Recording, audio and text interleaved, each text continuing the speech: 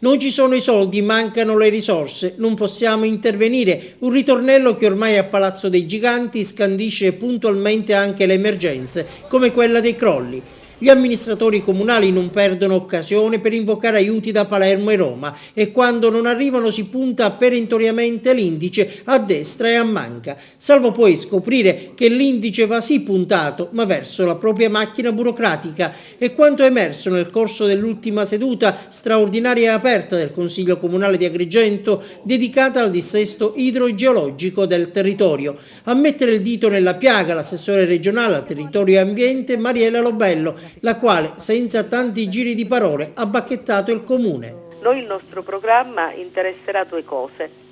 Uno, quelli che sono ad alto rischio, gli R4, e che stiano nei centri abitati. Quindi intanto i primi interventi sono questi. Siccome così, voglio dire, a vista d'occhio, credo che il bisogno che ha Agrigento di interventi sono proprio dentro i centri abitati e a grande rischio idrogeologico, per la verità non riesco a capacitarmi come mai questo ancora non si traduca in quella progettazione di cui parlavo prima, e non parlo di quelli del 2009 naturalmente.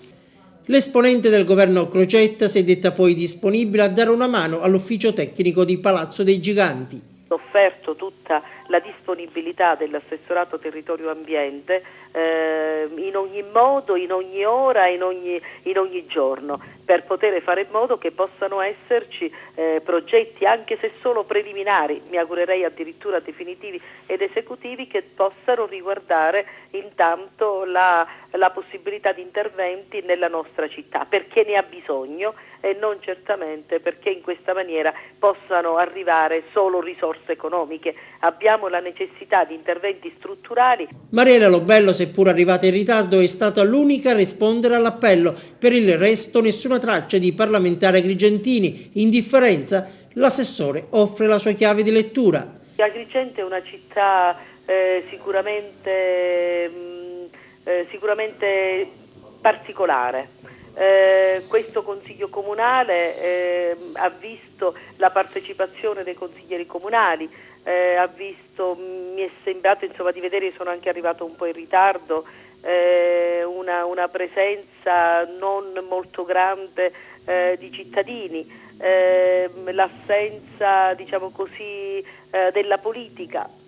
Non so se questo dipende ed è dipeso da ragioni che hanno a che vedere magari una data condivisa e concordata, non lo so. E intanto al Viale della Vittoria è corsa contro il tempo di tecnici operai per drenare il terreno, per evitare che l'acqua di provenienza ancora incerta possa infiltrarsi nel sottosuolo e provocare la caduta di altri massi.